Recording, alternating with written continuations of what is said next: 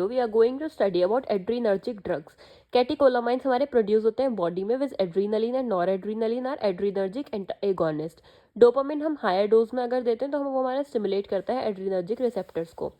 Classification की बात करें तो बेस्ड ऑन केमिकल रिलेशनशिप हमारा बेस्ड ऑन प्रेजेंस और एब्सेंस ऑफ कैटिकोल न्यूक्लियस आएगा। तो इसमें आता है हमारा कैटिकोलामाइंस और नॉन कैटिकोलामाइंस। कैटिकोलामाइंस में आता है हमारा नॉर एड्रीनलिन, एड्रीनलिन, और हमारा आता है डोप्यूटामाइन, डोपामिन, सिंथेटिक डोप्यूटामाइन, डोपएक्सामाइन और डीपीवेफ्राइन। नॉन कैटिकोलामाइंस में आता है हमारा एफिड्रिन और amphetamine. Depending upon mode of action की बात करें तो इसमें आता है हमारा डायरेक्टली एक्टिंग सिंपैथेटोमिमेटिक जो कि एक्ट करता है by interacting with adrenergic receptor. इसमें आता है हमारा noradrenaline, adrenaline, dopamine. Indirectly acting sympathomimetics की बात करें तो ये एक्ट करता है by releasing noradrenaline from nerve terminal. इसमें आता है हमारा एम्फिटामाइन और टायरामाइन। मिक्स्ड एक्शन की बात करें तो इसमें हमारा दोनों डायरेक्ट और इनडायरेक्ट एक्शन होता है। इसमें आता है हमारा एफिड्रीन और स्यूडो एफिड्रीन। थेराप्यूटिक और क्लिनिकल क्लासिफिकेशन की बात करें तो इसमें आता है हमारा वेसोप्रेसर, नॉरएड्रेनालिन, डोपामीन। कार्डियक स्टिमुलेंट की बात करें तो आता है हमारा एड्रीनलिन, डोपामीन और डोपैक्सामाइन, एफिड्रीन। सीएनएस स्टिमुलेंट में आता है हमारा एफिटामाइन और डेक्साफेटामाइन और एफिड्रीन। ब्रोंकोडायलेटर में आता है हमारा salbutamol, is the most important bronchodilator. Next हमारा नेजल डीकंजेस्टेंट में आता है हमारा एफिड्रीन, स्यूडोफ्रीडीन और फिनाइल प्रोपेनोलामाइन। एपिटाइट सप्रेसेंट में आता है हमारा फेनफ्लूरामाइन और डेक्सफेनफ्लूरामाइन। यूट्राइन रिलैक्सेंट में आता है हमारा साल्ब्यूटामॉल और टर्ब्यूटालिन और रिटोड्रीन। करते हैं एड्रीनलिन की। इसका एक्शंस देखें हम, फार्माकोलॉजिकल एक्शन तो कार्डियोवास्कुलर सिस्टम में ये हार्ट पे हमारा पावरफुल कार्डियक स्टिमुलेंट होता है क्योंकि ये बीटा 1 रिसेप्टर को स्टिमुलेट करता है। ये हमारा हार्ट रेट इंक्रीज करता है, force of contraction, cardiac output और कंडक्शन वेलोसिटी को इंक्रीज कर देता है।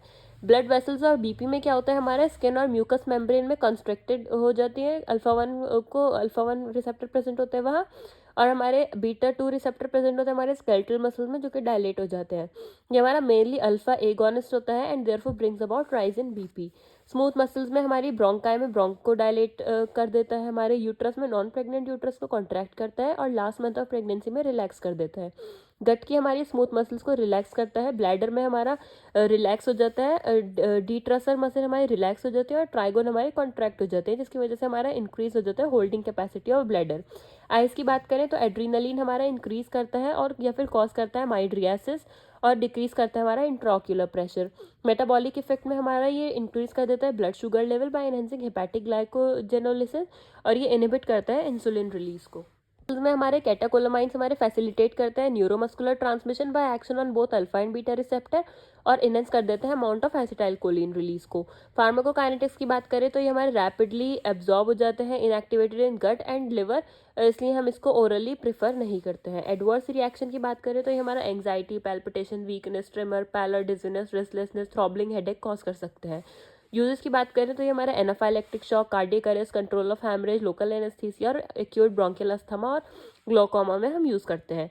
कॉन्ट्राइंडिकेशंस की बात करें तो एंजाइना पेक्टोरिस, हाइपरटेंशन और पेशेंट विद बीटा ब्लॉकर्स में हम इसको यूज़ नहीं करते हैं। नॉन कैटिकोलामाइंस की, इसमें हमारा कैटिकोल न्यूक्लियस नहीं प्रेजेंट होता है और ये एक्ट करते हैं directly by stimulation of adrenergic receptor और indirectly by releasing noradrenaline. इसके कंट्रास्ट में कैटिकोलामाइंस के हमारे इफेक्टिव होते हैं ओरली और रिलेटिवली रेजिस्टेंट होते हैं टू मोनोमाइन ऑक्सीडेज और and therefore are longer acting, और ये हमारे ब्लड ब्रेन बैरियर को भी कॉज करते हैं और इसमें सेंट्रल नर्वस सिस्टम इफेक्ट भी होता है हमारा। तो इसमें हमारी ड्रग आती है सबसे पहले एफिड्रीन। ये हमारी एल्कलॉइड होती है which is obtained from plant of genus ephedra, और ये हमारी यूज होती है चाइना में फॉर मोर देन 2000 ईयर्स। इसका मैकेनिज्म ऑफ एक्शन की बात करें तो ये हमारे डायरेक्टली स्टिमुलेट करता है अल्फा और बीटा रिसेप्टर को और indirectly through release of noradrenaline. Adverse effect में आता है इसके gastric upset, insomnia, tremor, difficulty in micturition, anxiety और रेस्टलेसनेस। यूजेस में आता है हमारा इसके bronchial asthma, nasal decongestion, mydriasis, hypotension, narcolepsy, nocturnal enuresis और स्ट्रोक एडम सिंड्रोम। नेक्स्ट हमारी ये ड्रग एम्फिटामाइन, ये हमारी सिंथेटिक कंपाउंड है which action similar to ephedrine. Tachyphylaxis can occur in repeated use. Adverse effect होते हैं जैसे restlessness, trimmer, insomnia, palpitation, anxiety, confusion और हेलुसिनेशन। यूजेस की बात करें तो ये हम यूज़ करते हैं attention deficit hyper activity disorder में, नार्कोलेप्सी, ओपिसिटी और एपिलेप्सी में। नेक्स्ट ड्रग है हमारी वेसोप्रेसर, ये हमारी अल्फा 1 एगोनिस्ट होती है और इसमें हमारी नॉरएड्रेनालिन, डोपामीन, मेटारामिडोल आती हैं, और इसके यूजेस है हमारे यूज होती है हमारी to raise BP in hypertension and are seen in cardiogenic and neurogenic shock and during spinal anaesthesia. Next है हमारा नेजल डीकंजेस्टेंट, ये भी हमारे अल्फा 1 एगोनिस्ट होते हैं और इसके मैकेनिज्म ऑफ एक्शन की बात करें तो ये हमारे अल्फा 1 रिसेप्टर जो हमारे प्रेजेंट होते हैं blood vessels of nasal mucosa में, उसको स्टिमुलेट कर देते हैं। ये हमारा वेसोकॉन्स्ट्रिक्शन कॉज करते हैं of nasal mucosa which will result in its shrinkage and decrease volume of mucosa, जिसकी वजह से हमारा नेजल कंजेशन से रिलीव हो जाता है और हमारा decrease resistance to air flow through nose. बात करें तो है हम rhinitis in upper respiratory infection में यूज़ करते हैं, एलर्जिक और वेसोमोटर राइनाइटिस साइनाइटिस में यूज़ करते हैं और ब्लॉक यूशेशियन ट्यूब्स में यूज़ करते हैं। नेक्स्ट है हमारा अल्फा एगोनिस्ट, इसमें आता है हमारा क्लोनिडिन, अप्राक्लोनिडिन और ब्रिमोनिडिन। क्लोनिडिन हम यूज़ करते हैं हाइपरटेंशन में, अप्राक्लोनिडिन और ब्राइमोनिडिन हम यूज़ करते हैं to reduce intraocular pressure and is use in treatment of glaucoma. Next है हमारा ब्रोंकोडायलेटर और यूटेराइन रिलैक्सेंट, ये हमारे सेलेक्टिव B2 स्टिमुलेंट होते हैं, इसमें हमारी ऑरिप्रेनालीन, साल्ब्यूटामॉल, टर्ब्यूटलाइन ये सब आते हैं हमारे इसमें। ये हमारी स्मूथ मसल्स रिलैक्सेंट होते हैं which produce bronchodilatation and vasodilatation and uterine relaxation without significant cardiac stimulation. Uses की बात करें तो ये हमारे ब्रोंकियल अस्थमा, यूटेराइन रिलैक्सेंट और डिले प्रीमेच्योर लेबर में हम यूज़ करते हैं। साइड इफेक्ट है इसके मसल ट्रिमर, पैल्पिटेशन और एरिथमिया।